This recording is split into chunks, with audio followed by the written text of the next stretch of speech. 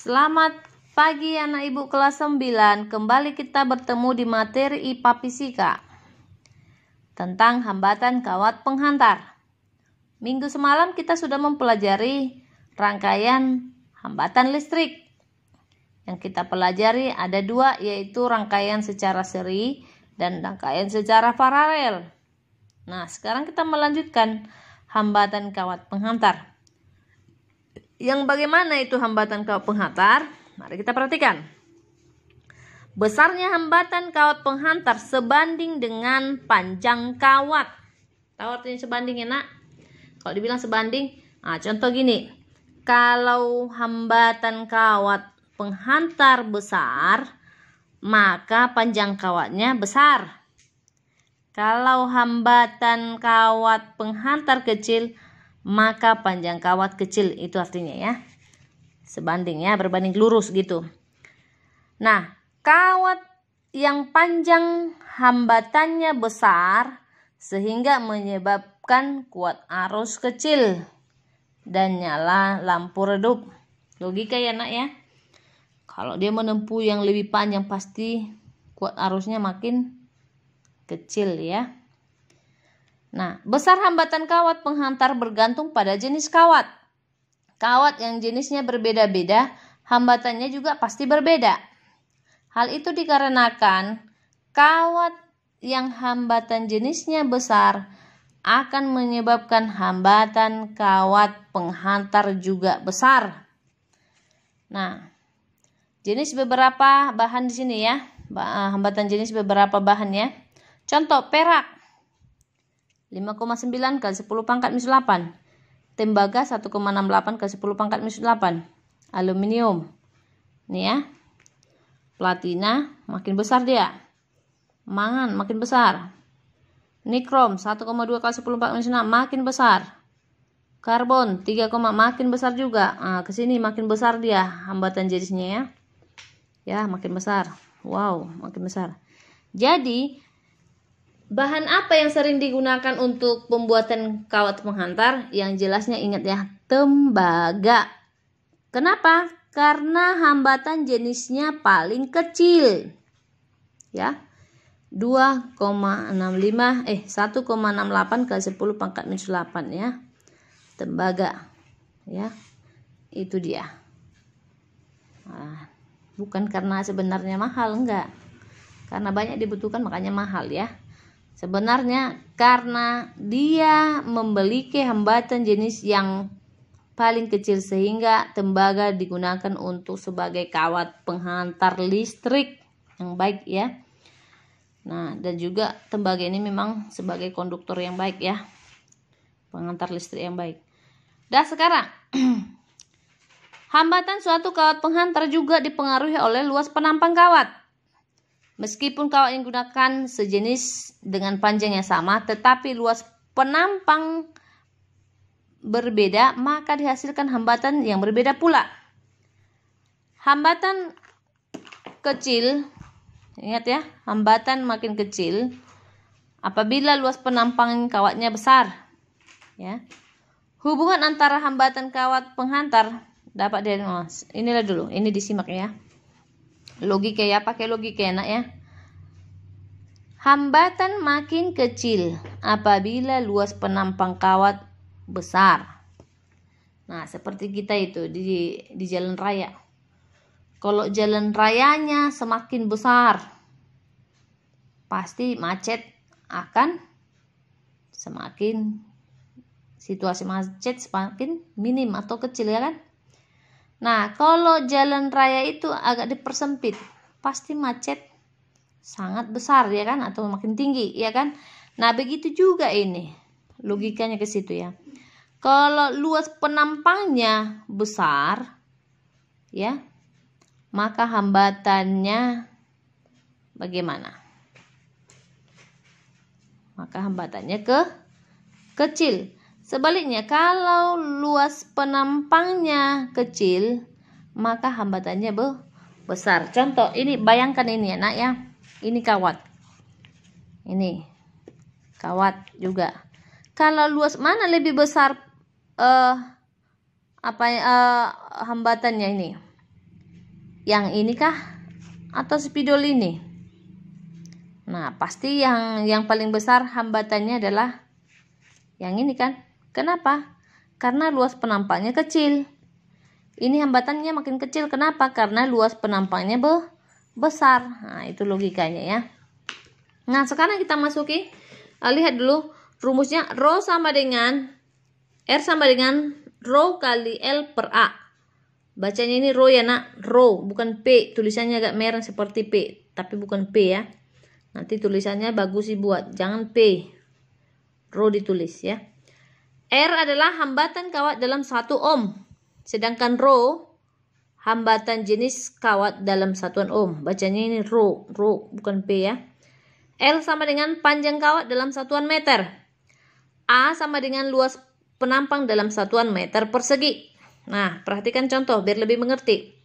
Sebuah kawat penghantar panjangnya 0,3 meter dengan luas penampang 2 mm kuadrat. Sorry ya, ini 2 mm ya. Tadi dibuat 1,5. Salah. Makanya ibu tipek-tipek. Hambatan jenis kawat tadi ya. 1,72 kali 10 pangkat minus 4 ohm meter. Hitunglah hambatan kawat penghantar tersebut. Nah, diketahui L 0,3 ini ya. A 2 mm ini. Nah, ini diubah. Kenapa jadi 2 kali 10 pangkat minus 6 meter kuadrat? Lihat. 2 mm ke M harus diubah. Ini tadi satuannya harus milimeter kuadrat ya. Nah, ingat kilometer, hektometer, dekameter, meter, desimeter, sentimeter, milimeter. Nah, yang kita ubah adalah dari milimeter ke meter karena harus ke satuan milimeter ini diubah ke meter. Milimeter harus diubah ke meter. Nah, lihat berapa kali naik dia? 1, 2, 3. Ingat, kalau dia makin ke bawah kali 10. Kalau dia ke atas dibagi 10. Lihat dia tanda panahnya ya. Ini dan ini. Nah, ini meter ke milimeter ke meter berarti naik. 1 bagi 10. Bagi 10 menjadi bagi 100 bagi 10. Berarti menjadi bagi 1 per 1000 sama dengan 1 per 10 pangkat 3. Atau sama dengan 10 pangkat minus 3. Ini pelajaran kelas 4 SD ya nak. Ingat ya. Nah, sekarang sama dengan 2 kali 10 pangkat minus 3 M. M ya, ini milimeter jadi M. Kuadrat ini kan, kuadrat. Berarti ini pun dikuadratkan. 10 pangkat minus 3M dipangkatkan lagi dengan 2. Sama dengan 2 kali 10 pangkat minus 3 kali 2. Dari mana itu? Lihat. Ini pelajaran matematika kelas 4 juga. Nanti bisa ditanya di kelas, kalau nggak salah kelas 7 matematika juga diulas ini kembali ya. Nih, 10 pangkat A kali 10 pangkat B sama dengan 10 pangkat A ditambah B. Pangkatnya ditambahkan ya.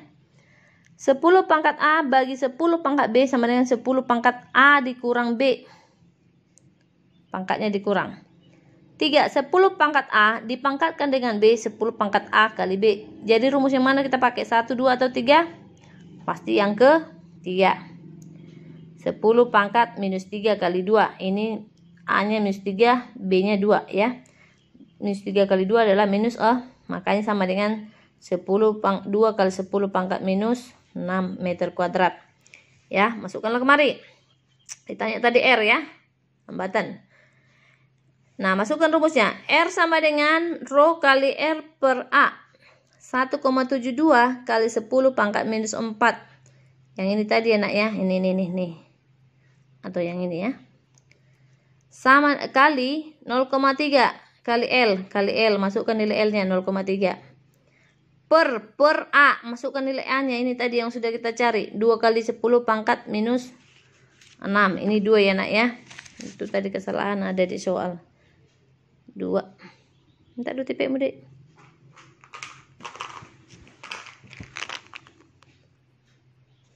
Ini 2 ya nak ya.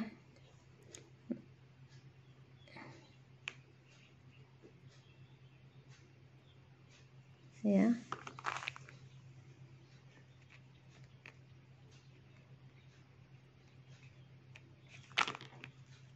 Nah, 0,3 bagi 2 sama dengan 30. Nah, perhatikan ya nak ya. 0,3 bagi 2 tadi ya, kalau 10 pangkat minus 6. Nah, sekarang 0,3 bagi 2 berapa itu? 0,15 kali 1,72 ya.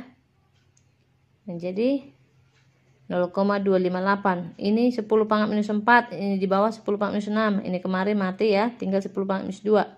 10 pangkat minus 2 naik ke atas menjadi 10 pangkat 2. 0,25 kali 10 pangkat 2 menjadi 25,8.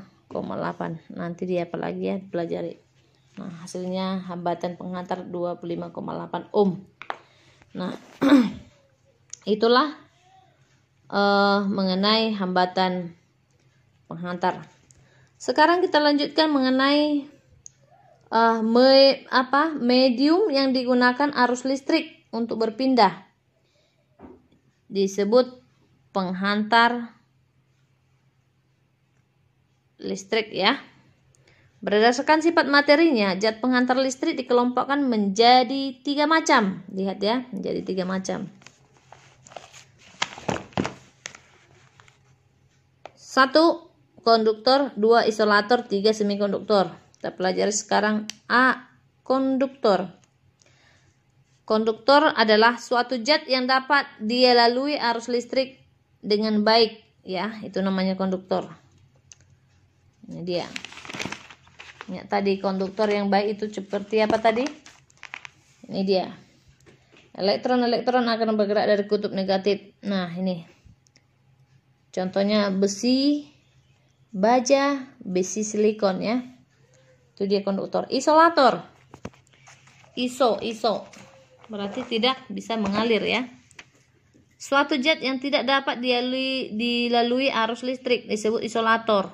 Nah, ingat ya, kalau kita pakai untuk mengapa kabel yang sudah telanjang kita pakai isolasi ya. Kenapa isolasi? Karena itu dia bisa menghambat jalannya arus ya.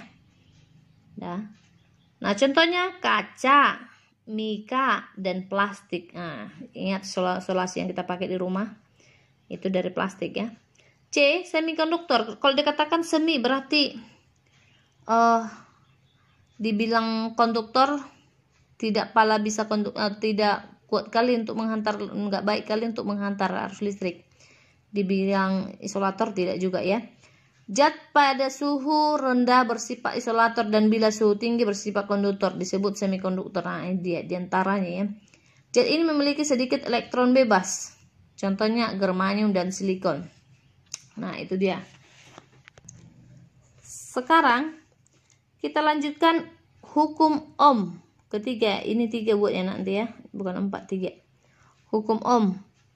Hubungan antara kuat arus dan tegangan merupakan hubungan linear. Kalau linear berarti dia berbanding ya, sebanding.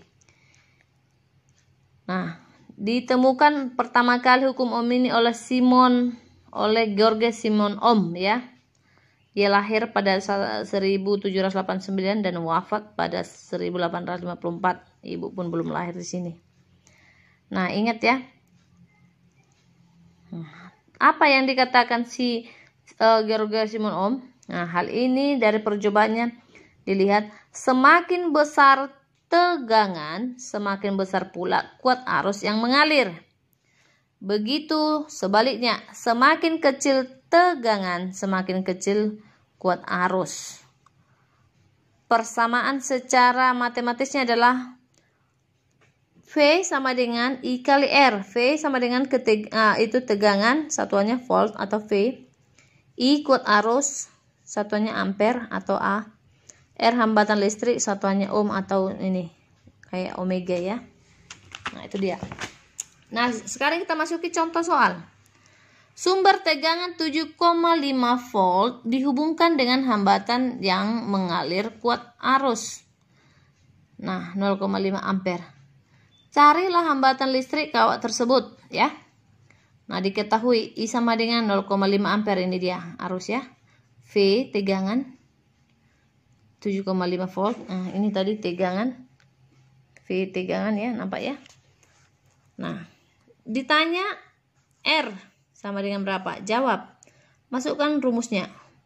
V sama dengan tadi yang kita pelajari adalah V sama dengan I kali R. Ya, ini dia, I kali R.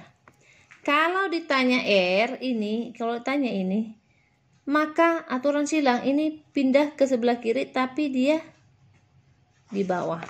Nah, ini maksudnya enak ya. Nah, perhatikan. Perhatikan enak ya. V per I sama dengan R. Gitu dia. Ini pindah ke bawahnya ini. Bukan asal pindah ya. Makanya sama dengan R. Atau dibalikkan. R sama dengan V per I. Sama kan nak?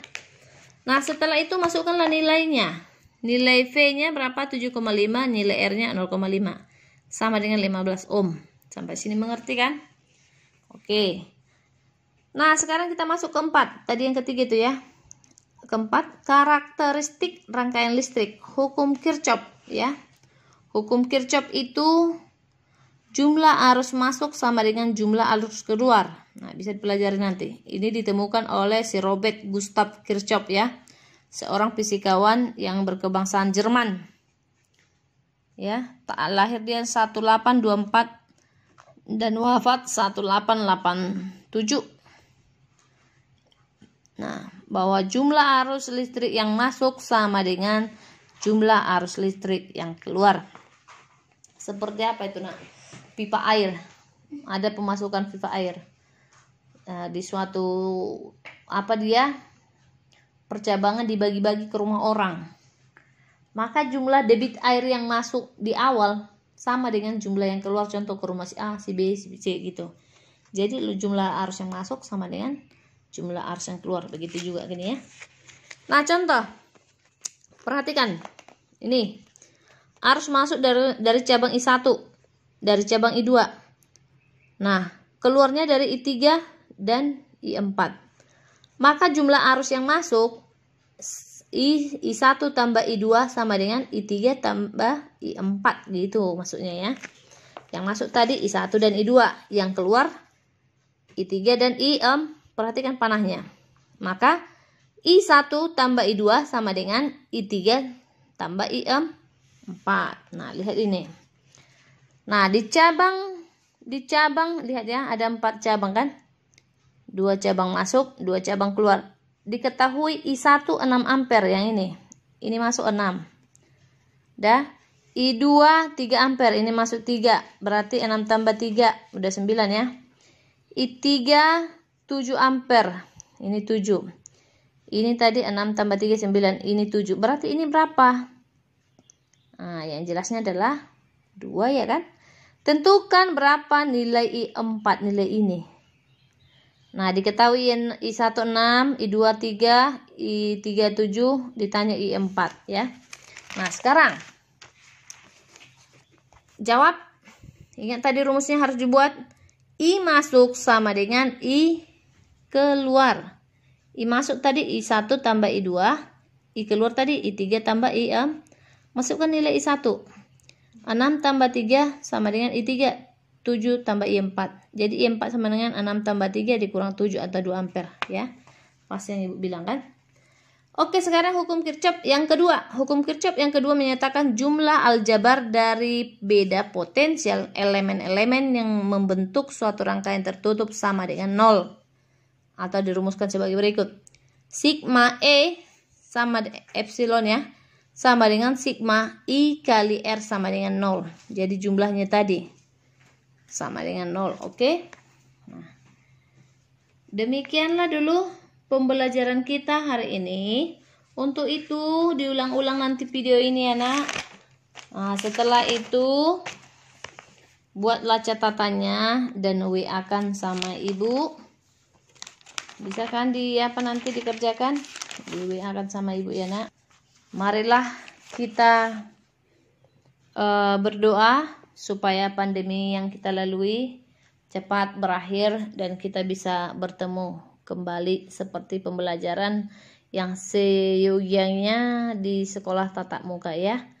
Nah, salam sehat, salam semangat, semoga anak ibu semangat dan sukses selalu.